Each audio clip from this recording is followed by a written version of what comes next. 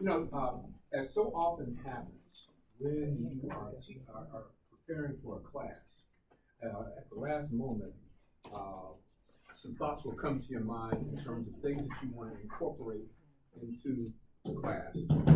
My eyes popped open at about 5:30 this morning with some tweets that I wanted to make to the presentation. And so I'm sitting there at my keyboard, trying to get my thoughts down. And do any of you remember Charlie Brown?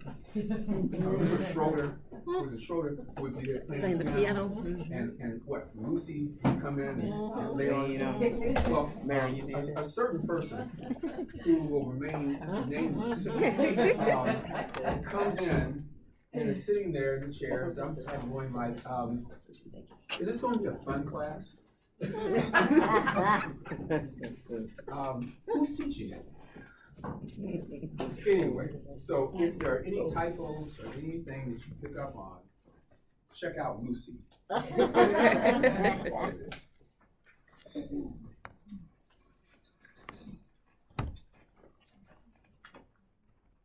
Impact.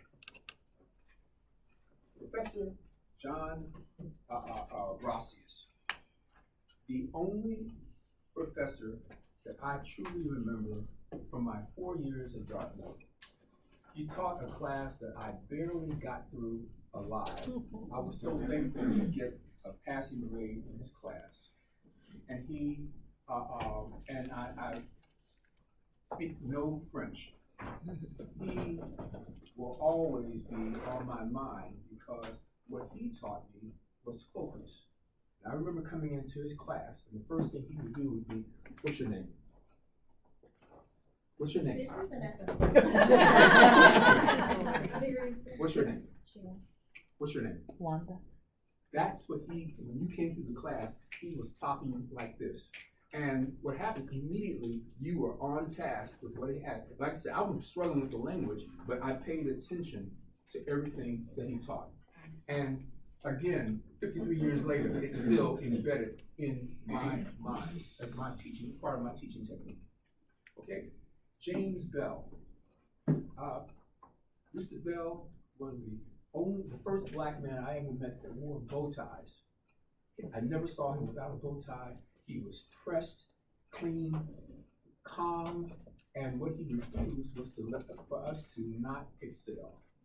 And his insistence was, I can remember him saying, "Mr. Thompson, you should use the God-given gifts you have. Go back and do that again." Okay? Being persistent with your audience, helping them to take ownership, and accepting nothing less than that is a quality that is important for each one of us to have. Mr. Fred Gallows. Mr. Fred Gallows had an eye that was slightly off kilter.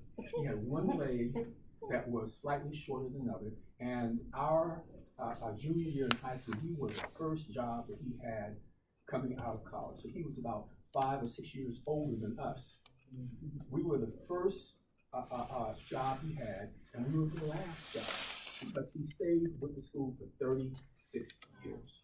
And what Mr. Gallows did for us was he showed me what it was like to be a dedicated teacher.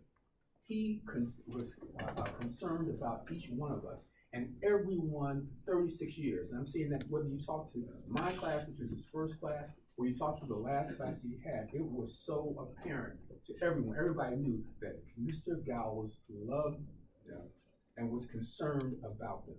And that created a learning environment where a subject like social studies became interesting. And he opened up eyes, and he caused you to think. And what you as instructors want to be about doing is helping your audience to think and to take ownership of God's word. Ms. Mary Brown, 4th grade. I'm sitting in the back of the class about where Sharon is sitting.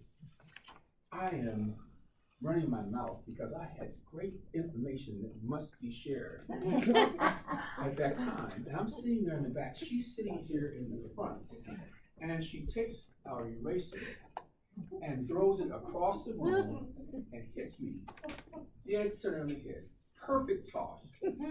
Perfect toss. There's now white chalk on my forehead, and I was focused for the rest of the year. Now, I'm not suggesting that you throw at either me or anyone in your class, but one of the challenges as an instructor is to be able to get your class's attention regardless. And there will be situations where you'll have someone in there who's disruptive, either intentionally or unintentionally. There may be technical glitches. There's always something. You will go out and you will have left a key part of your lesson. There's always something that is going to impact you. That's not the issue. The issue is if your intent is to provide and to open doors of understanding, God will work through you. Okay? God will work through you. Question for you. How many people here have taught Bible classes for less than 2 years? Okay. No, less than 2 years. Less than 2. I mean, you've been for what, 347? Okay. How many here have taught for less than 5 years? Okay. How many have taught for less than 10 years? Okay. You know, you've got a good cross section. Okay. You said for less than 2 years, right? So that means that you are an expert on the Bible. No. Are there any scholars here? Latoya, put your hand down. Are there any scholars here? He like to read now. Here's the beauty of teaching the Bible. None of us are experts. Right. We are all learning. Do not be afraid to say, I don't know. Okay. Okay? I don't know. But what that does, every time you say, I don't know, there's an opportunity for not only you to study, but for you to study with the person who asked the question. So there's always a door opener there, and you're never going to be backed into a corner where you're asked a question that you can't get an answer for. You just may not be able to give it to them right at that point. But that's okay. The point being is that they just open up a door, and you never know how that may forge further study that will take you someplace else. Okay? Let you in on a secret. As a teacher, you get more out of the classes than I can what? For those Get of you more who- out of the class. For those of you who are hard of hearing, Say louder for the first people in the back. the old and the decrepit, you know. The beauty of teaching is that invariably you get more out of it than your students do. Because what it does, it forces you to go in and study. There's not a single person in here who is in danger of dying from overstudying. But when you have a class, the tendency is, you do have one scholar. Okay. There's always got to be one who drives the car. No, but the point being is the beauty of it is that when you're in God's word, you come away strong. Okay? Give you one more thing. Might as well warn you, any of you who are early on in your teaching cycle, this is addictive. Once you start doing it, it's real difficult for you not to do it. Because what happens is that as you gain in your understanding, your enthusiasm goes to a different level. Your understanding of God's hand and how it, no matter what you're studying, how God's hand is present and what it does for you, how can you not teach? Right. How can you not teach? So if you don't want to be addicted to this, now would be the time to leave. All right. 2 questions for you. Okay. Who will you impact? You see these people who impacted me, who I'm talking about 50, 60 years later. Okay? Who will you impact? And how can God use you? Now, I'm going to give you an answer to the first question. Who will you impact? You will never know. Right. Right. Okay? You'll never know. You'll never know who 50 years from now will be talking about what they learned in your class upstairs. Okay? And the point being, we should all be okay with that. Okay, that's not the point. Okay, how can God use you? I'm not a Bible scholar. He can't use me. Think of all the people in the Bible and how he used people who were so inappropriate by world standards for the jobs that God called them to do. Right. So the beauty of this is that, he's got people in this room, and none of us know how God is going to use us and where he's going to use us. All we want to do is let him use us. Okay? Get out of the way and let God work through you. Okay? That's one of the key tenets of being a teacher, is to get out of the way. It's not about you. Right. It's not about blowing your horn. It's about what? Sharing God's word. You have a copy of the agenda in front of you. Okay. You'll know if you have 3 15-minute breaks that will be spaced out during the course of the day. We'll have a working lunch. Lunch is being brought in. I think there's something about caviar and steak. Is that? Oh no, that was the other class. That's the men's class. I'm sorry. I'm so sorry. By the way, the reason, again, why this is an all-ladies class is, again, because you guys were in the forefront of the call for this. And so the whole church is going to thank you for causing this to happen. Now, as we go through this class, what should also make this class kind of unique is that it's about teaching more effective teaching methods. But while going through that, you should be, as we said at the beginning, critiquing us and how we present. Okay? Because he's got a style different than mine. And just to make some notes to yourself as you go along, because we're going to ask you to do a critique on us at the end. Now, in putting this thing together, Dale Blake here, who, as the deacon of education, has been just amazing in terms of helping to pull this together. Dale sends over to me his bio sheet, because he said, we should have bio sheets up on the screen so as to properly impress you with the caliber of men that stand before you. I get Dale's bio sheet, and after I got past the fourth masters, No, third. Third? Yeah. Well, I was going to give them a fourth one just because of the first No, three. no. That's already, it's a wrestling match at our house. Oh, okay. I have one against 3. So what's happening here is that as an elder, I am able to bring wisdom and whatnot to the table. So I compared his long column versus my column that this had BS, which I thought was appropriate in terms of the degree that I had. And I said, we'll just talk about it instead, okay? Again, we are so blessed to have people in this congregation who are about God's work. Okay, we are so blessed here. If you look at the agendas, you'll see that this morning will be Dale will be presenting mostly this morning, and through the course of the day, there will be some stuff that will be very technical, and other stuff that will be more discussion. All of it will be discussion based, but it will vary during the course of the day. And so he has the morning, and then what will happen is that after you have eaten, and the room has gotten really hot, and you're getting really tired, that's when he gave you to me. Dale. All right. Okay, on that note, you got everything there? Mr. Blake, I'm going to turn it over to you. Again, you're going to, we won't be quite as smooth in some of our transitions here now because we are pulling this together, so give us a little grace in terms of that.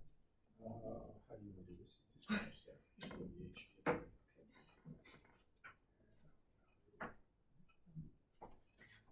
Let's see if this works. It did work. It is. This means my stuff is going to blow up. It's bad that it's shocking when it works, actually. I guess that first degree worked. Oh boy, that sounds like It's bachelor's. yeah. I guess so. Yeah, I have been an instructor a long time, 17 years. I actually got paid for being an instructor. And 35 years of teaching Bible classes in addition to it. But the main thing that I learned was that the teaching starts way before you step in front of the students in the classroom. There's have been a few times when I've done that, when you get to church and it's like, okay, well, the teacher's not here. Well, all right, I guess I'm teaching today. And sometimes you're forced to do that, but that's not ideal. So what's the goal of teaching a class? To teach. Okay, to teach. All right. It's the knowledge. Yeah, why are you there? I guess is what I'm thinking. And because I've talked to people before, and it's like, the students did really terrible on this quiz, and I don't know why I covered the material. Covering the material isn't the goal. Right. The goal isn't for you to teach. The goal is for the students to learn. And so that's what we have to keep in mind. If the students aren't learning, then we need to look inward.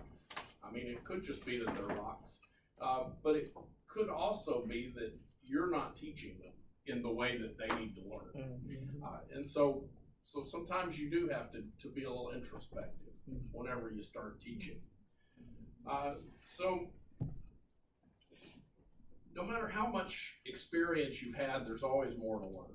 And sometimes the more you learn, the more you realize that you don't know. And you get into whole areas. So as new teachers, people that first walk into a classroom, it seems like they're always concerned, do I know the material? Do I know the content? That is probably the least important part of walking in as a teacher. You know the content or you wouldn't be there. Right. But it's always, how do you manage the classroom and how do you enforce discipline, especially if you're teaching children. So I was a high school teacher for a lot of that. So, but the real thing is learning how to prepare before you walk in. Because if you walk in unprepared, it's not going to go well. So, so I just wanted to have you kind of reflect on teaching and what the goal is, because even though some of you have taught, sometimes you might not have thought about it in terms of, well, you know, are the kids actually walking out of here? Or I say kids, the adult learners, because that's what this is going to be focused on today. Are they walking out knowing more than they did before?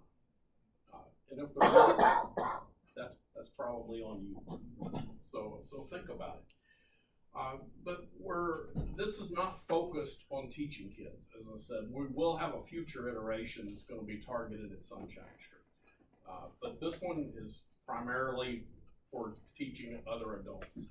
And it could be in a classroom. A lot of it is also going to equally apply if you're teaching one-on-one with people. So keep that in mind too. All right, so now I'm going to start getting into the geeky part of this. I do have a Master of Science in Education, and I felt like some of that you needed to know, but I'm not going to give you the equivalent of a master's degree in the next 30 minutes. But I do want to share with you a little bit about learning. And this is something you already know. You may not have seen this picture before of Bloom's taxonomy of learning, but this is something you already know, and that's that there's different levels of learning. And it starts at the bottom level, just remembering. So if we teach a class, you know, I don't know, give me a subject here on the apostles, and you remember the names of the apostles. And by the way, I can email out all of these slides afterwards. So I don't want you to feel like you got to desperately copy things down. I'd rather you were focused and involved in the class, because like I said, I can email all these to you afterwards. If you remember something, then you've gotten to that first level of learning. And sometimes that's all we focus on, is just that level. But as you know, there's understanding. Sometimes you know something, but sometimes you understand something. So what's the difference? So at the first level, you know the names of the 12 apostles. What would be something that would be more understanding level? What did they do? Yeah. Okay, what did they do? Why did Jesus have 12 apostles? Why not 10? Why not 14? Why did he need them at all? He's God. Didn't he just do what he needed to do by himself? So that's understanding, and then applying. What does applying that knowledge mean? Using it at the appropriate time. Okay, are we given the same role as the apostles? And how do we go about doing that? That shows some application of it. Analyzing is taking that information and kind of putting it all together and reassembling it in different ways, and then evaluating, make decisions. If you read a religious book, part of it is you're likely to say, I don't agree with that. And this is why. That's evaluating. I liked this book, but chapter 4, he just really went out on a weird thing there. That's evaluating, and then finally creating. And that's where I want you to be today, because part of creating is creating a new lesson plan and getting ready to teach. So that means all of you should be up on that upper level of learning about how to teach the Bible. And not everybody is there yet, but we're trying to help you get there. Right. On there. Your students may be here, but you should be at that top level of learning up there.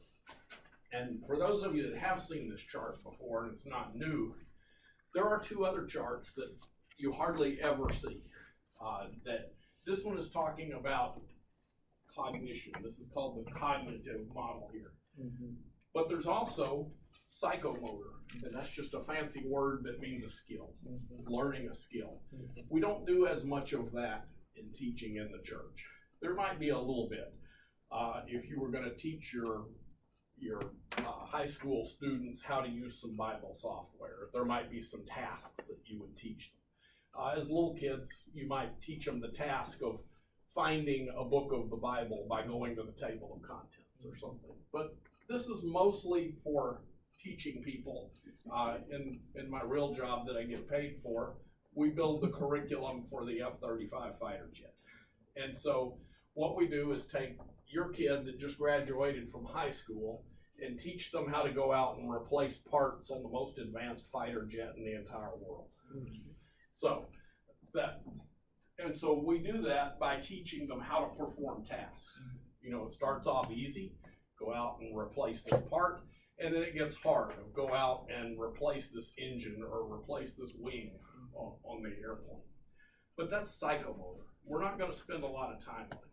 You also don't hear much about this model. This is the affective or emotional domain. This is something that we really have to focus on in Bible classes, because this is emotion. It starts off like the other one at a very low level of, are your students listening to you? Do they care enough to listen? Are they paying attention in class? But then, are they responding? Do they seem to get what it is that you're talking about, and they can explain something back to you? And then valuing, organizing, and characterizing. This means, do they care about what it is that you're teaching? Because this is our goal. A lot of kids leave high school and go off to college, and they know a lot about the Bible. But the real thing is, do they care? Because that's where we lose so many of our kids. They can answer any question you want to ask. They've been going to Bible class their whole life. Yeah. But if it doesn't affect their life, and if they don't live as a Christian after they leave home. So I would argue that this is, at the very least, as important as learning about the Bible as the cognitive. But it's easy to make the argument this is far more important. Because you can care about being a Christian even if you don't really know all that much. Yes. And it can be important to you, and this is the focus of your life, even though you say, I really didn't gain that much knowledge, that I have in this past year since I became a Christian. So, why do you need to know that? as you start to develop a lesson plan, you need to be thinking about what level you want to teach at. And if it's third graders, you know, then you're going to be teaching at a certain level. For adults, you're trying to get way beyond this remember level. You don't want your adult learners to just leave and be able to quote a fact.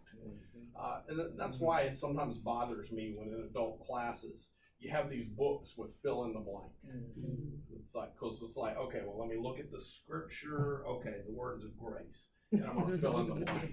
Because you didn't learn anything whenever you did that. Right. So the real thing is, can you answer the questions, and not knowledge level questions? Can you answer questions that require thought? And I used to do that with my students in high school. I would teach them something, and I'd say, all right, this question is for the deep thinkers. And then I would ask an application kind of question and see how many of them could take that information I gave them and reassemble it into a new thought and apply it to a new situation. If we talked about airplane wings, okay, well, let me ask you, we talked about airplane wings. So if you were designing this type of a plane to do this, what shape would you make the wings? And so that's something where you actually have to think and apply knowledge. Okay, so I had a little quote here that says, before you can understand a concept, you have to remember it. To apply a concept, you first need to understand it. To evaluate it, you need to analyze it. And to create something new, you've got to have done a thorough evaluation. So that's kind of how these things build on each other. So let me pause there and have you talk to me. Okay, what are your thoughts so far? Was this new to you? Yes. You, like I said, you may not have seen the pictures before, but I doubt if the concept is new to you. You knew on some level that, you know, if you're learning to do anything, if you're learning to sew, you start with, okay, this is a needle. But after that, it's like, okay, what kind of stitches? Well, how should I machine quilt this, or should I hand quilt it? And you know, things like that. You've got to understand the subject whenever you're becoming an expert. Yeah. So it's more than just remembering. Right.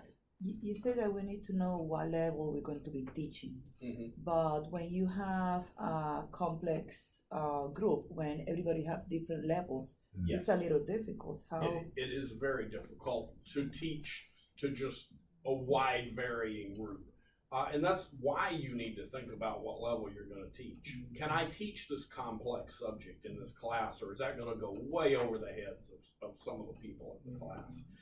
And so and so that's part of the idea is, okay, are these beginners, or are these people that have done this before? In the adult auditorium class, generally, most of the people in that auditorium have been coming to these classes for 20, 30 years. You're ready for the meat of the gospel and not just the milk. And so when David teaches in that class, he teaches at a pretty high level on there. And it may be over the heads of a few people in there, but that might spark them to want to know more about the topic and to study, and that's kind of his goal. Can I interject something? Absolutely. Diverse class.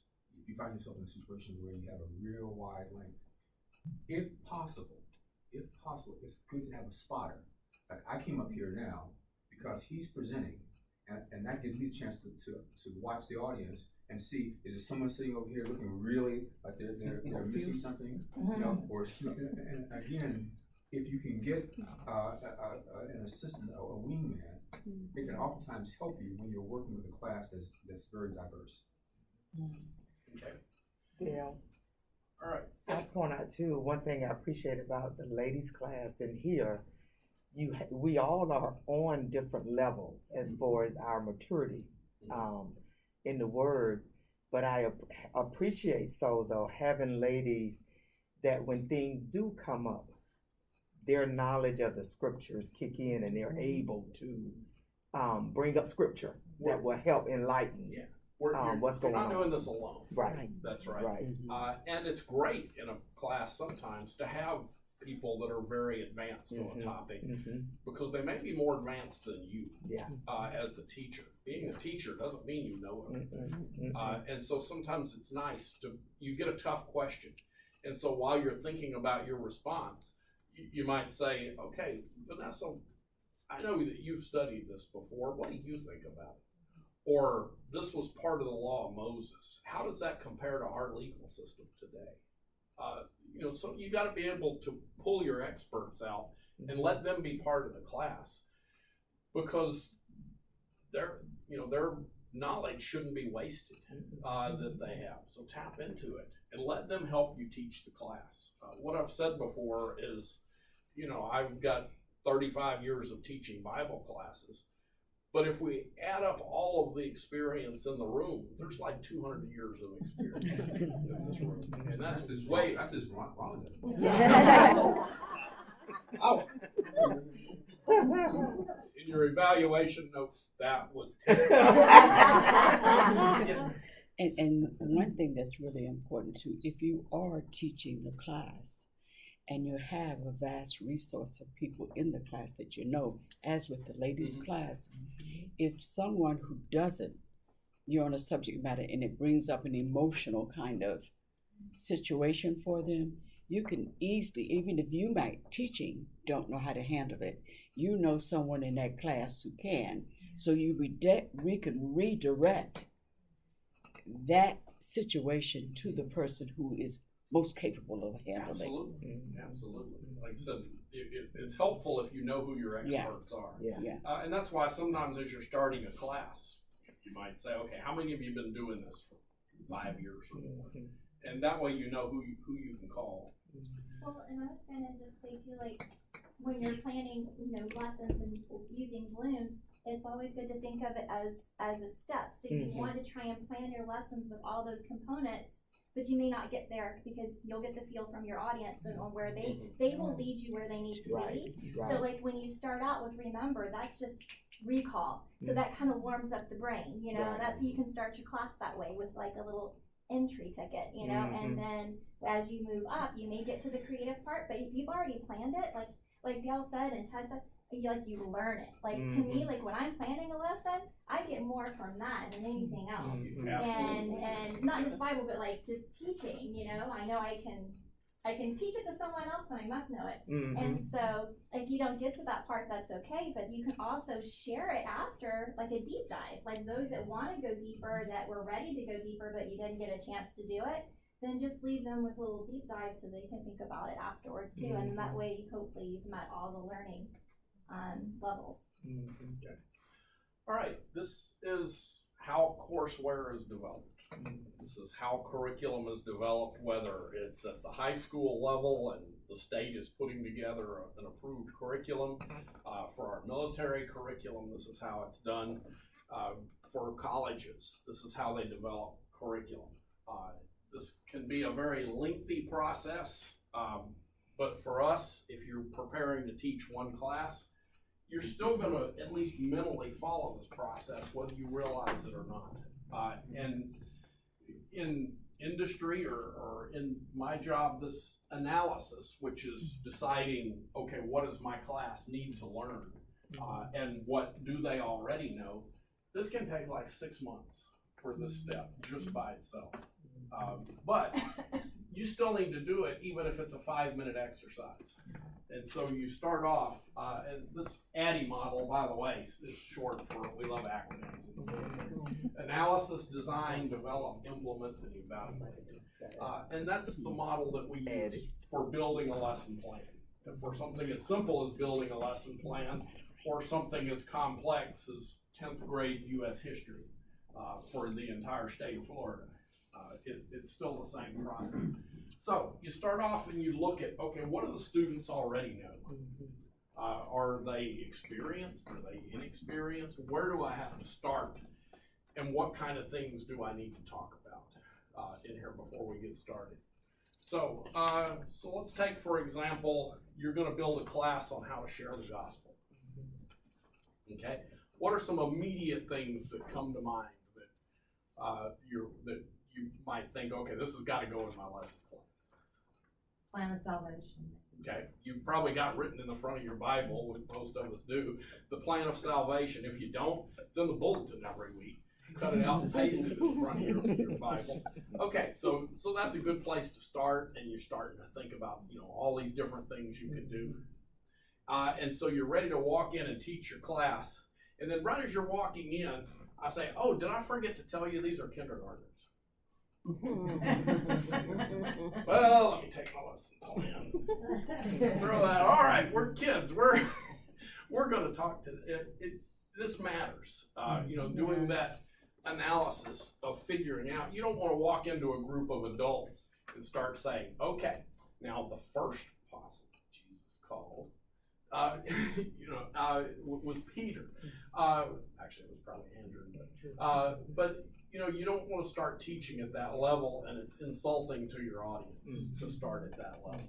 And so even though people are going to be at different levels, you got to pick somewhere in there. When I was teaching high school, I told Denise yesterday, I said I would teach at this level and I would test at this level.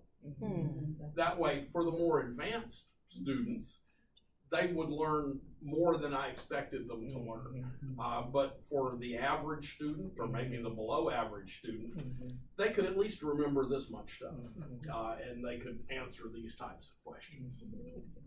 So that's part of that analysis, is just figuring out, okay, what am I going to teach and how am I going to teach it?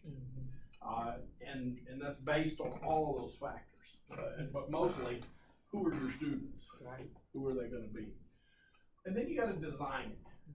You need to figure out what format you're going to teach in, because there are different formats that you can teach. What is this format called that we're doing today?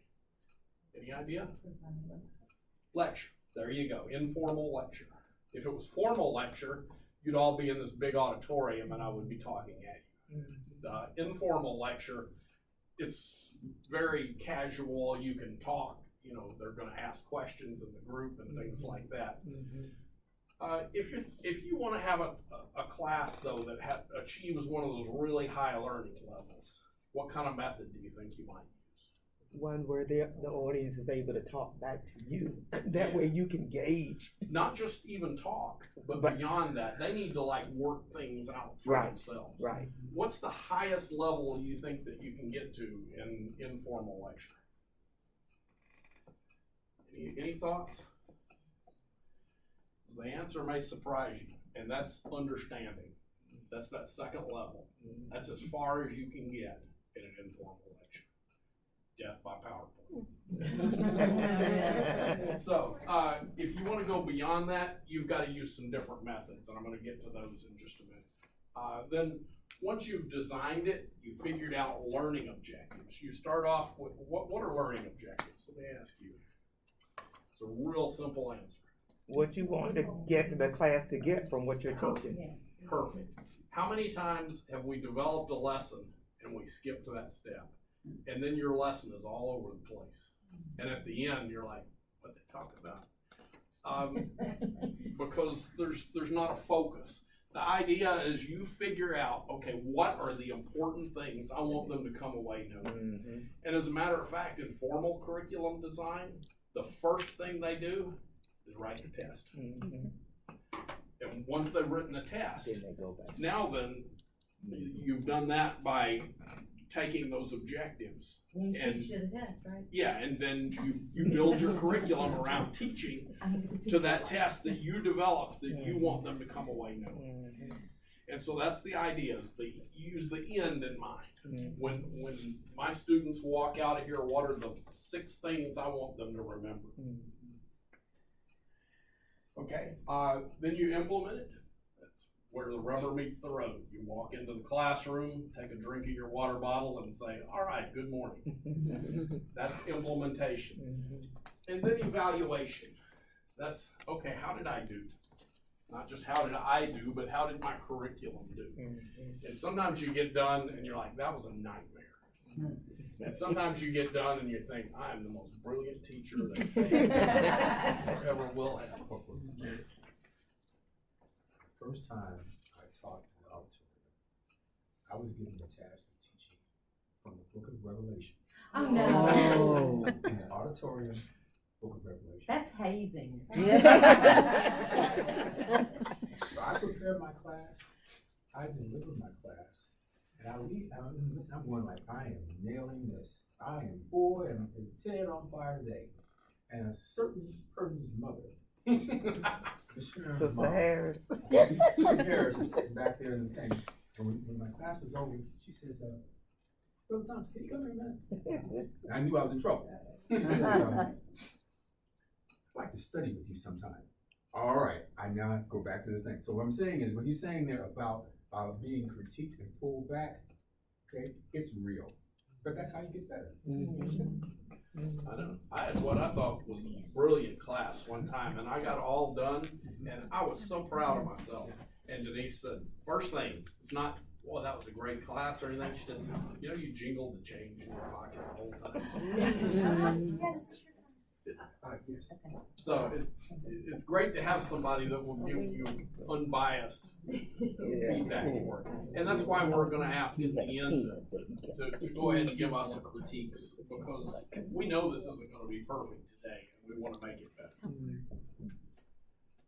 All right, so when you're writing out those objectives, they start with a verb, because you want the students to come away with some kind of action, you know, some level of knowledge or some skill or something like that. And so for these different levels of learning, I've got some lists here of different words that would talk about it. For remember level, you want them to be able to list something, outline something, or name something. This is where you get into matching. Can everybody see the screen? Yes. Okay, but for understanding, describe and explain. For applying, you gotta calculate, predict something, you know, analyze it, categorize it, evaluating, you know, choose, determine something. What would be the best course of action in this, given all of that knowledge that you understand? And then creating, invent something new, take something that has never been written before, and that's what I want you to do with students. I had my students one time in ROTC develop a Middle East peace plan between the Israelis and the Palestinians. Now that's something that doesn't even exist in the real world. I mean, there's been lots of them, but none of them worked. And so I had them take it as a challenge. It's like, okay, how would you solve this problem? And so that was the idea. Was build something new. What are your thoughts on it? And that's what we want to do. All right, there's a lot more ways to teach than me standing up here and talking. And that's the idea of this.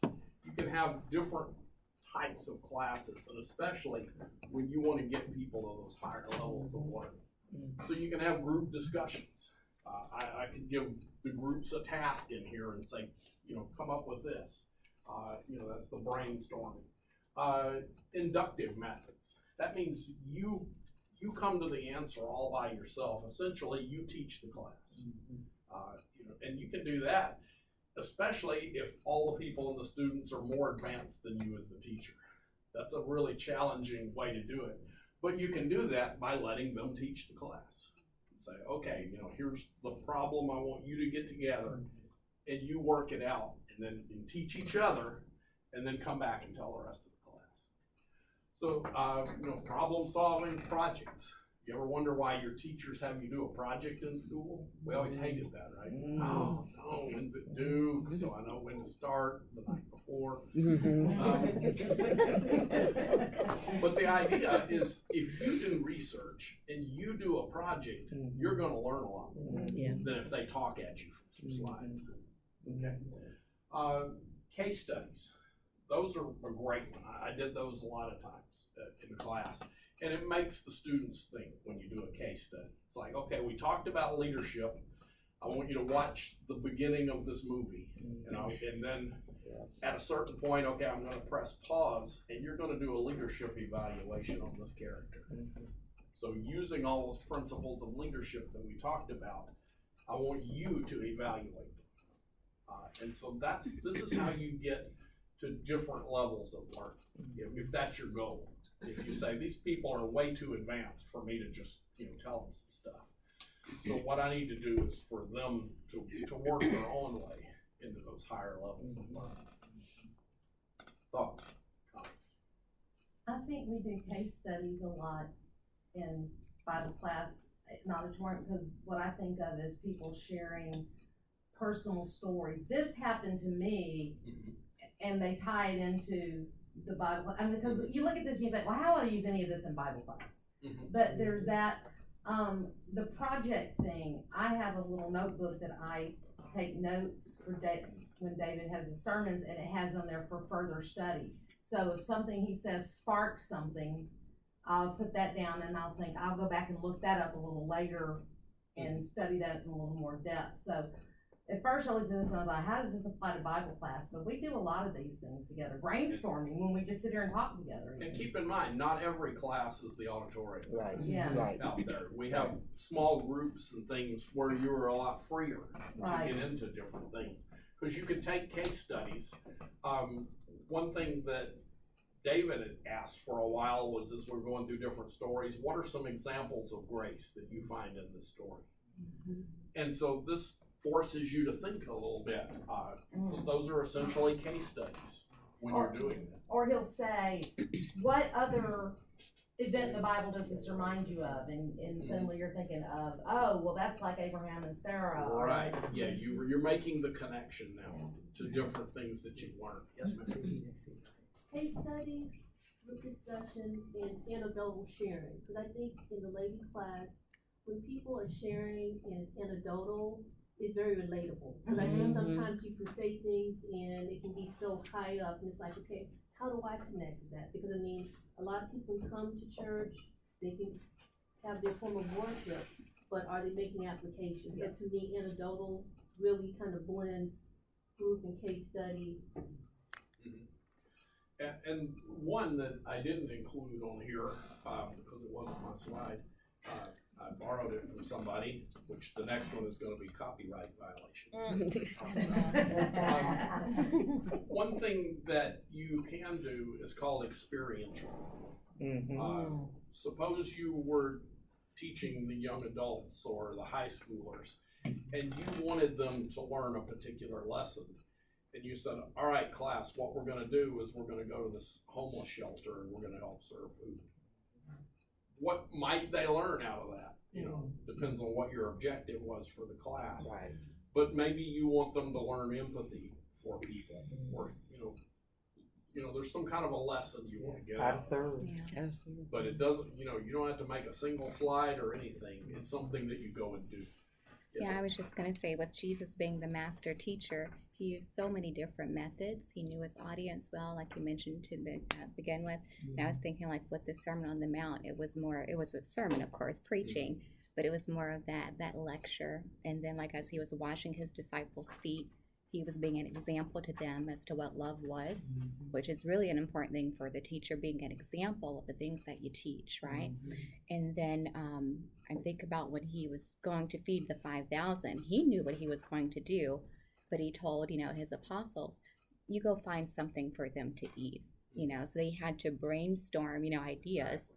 So I think learning from Jesus is one of the best things to do as a teacher. All right, so pop quiz. Parables. Which of these categories do parables fit into? Case studies. Problem solving. Okay. There's not just one answer here. Case studies. But my first thought was case studies, but there are perhaps several things that, because sometimes he'd tell a parable and then he'd ask a question. Right, right. So it could be problem solving. Brainstorm. On here, what do you think? So it's like, put your thought into it. Who was right, who was wrong, things like that. Okay. All right, so we talked about this a little bit. So let's talk about some objectives here. Just want you to kind of think about an objective here. First of all, let's take a class on grace. Okay, what might be an objective that you would come to? That you want to teach your class about grace?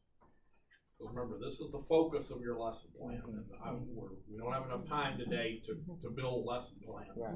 But this is just kind of the beginning step. I want you to think, what would be an objective in a class about grace? I think I would probably focus on the difference between grace and works. Okay. That God saves us, we have this unmerited favor. It's not because of what we do, but because of the grace that He gives us. Okay. All right. What else? Any other thoughts? What would be it? To get the class to understand how to extend it. Ooh, Mm. very good. Oh, I like that. So how you can apply grace in your own life. Okay. That And is just to understand grace would be one of my, the first one is, you need to understand what grace is. Exactly. So you start there and you build on it, and then finally you get to the point of, okay, who in your life should you be extending grace to? You know, that person you hate? Think about them. All right. So that's, you know, what you need to figure out and what you want to build to. Yeah. Because once you've figured out, okay, these are the 2, 3, 8 things that I want people to get out of this class. Yeah. That's how you do it, is okay, then I need to talk about this. I need to talk about this. Yeah. And everything. Yeah. So if you're able to write the test before you do the lesson, Yeah. then you've thought about some objectives. Because that test the student on those objectives. Okay. All right. As we're winding up here, on that subject of grace, what might be your options for teaching methodology? Let's talk about that. Is there anything besides just talking at people? Let's assume this is not an auditorium class. This is some kind of a small group class. What do you think would be a teaching methodology other than informal lecture or formal lecture that you could use to teach about grace? Sometimes remember when you have seen grace in your life Ooh, and I like share that. that. Case That's study. great. Yeah, a case study, exactly. Yeah, when did somebody extend you grace? Remember, this is undeserved favor. I didn't deserve it. I was terrible to that teacher in school, and that teacher gave me grace and pulled me aside, and they asked what my problem was, and they figured out how to fix it, and from after that, I was great in that class. Okay. Which would be great too, because at that point, you start people to thinking about their own lives and getting a better understanding of being able to internalize, oh, that's what that meant when this was going on with me. Remember that affective or emotional type of learning? Yeah. That's your goal and what you want to get to. It's Yeah. not just, I can tell you grace means unmerited favor, but I can tell you how I experience it. Right. Yes, ma'am. This is something I'm trying to do. Maybe ask them, how can you show grace to people in a world that doesn't show grace back? Yeah, it's a challenge on things like that. But that's what you want people to think about, is that you're different than other people. Yeah. And that's what I want you to get to in this class, is the fact that you're different. All right, we're going to take a break, and then we're going to talk about copyrights. What can you legitimately steal? Questions about that myself. Before we take a break, I'm going to ask you 2 very quick questions.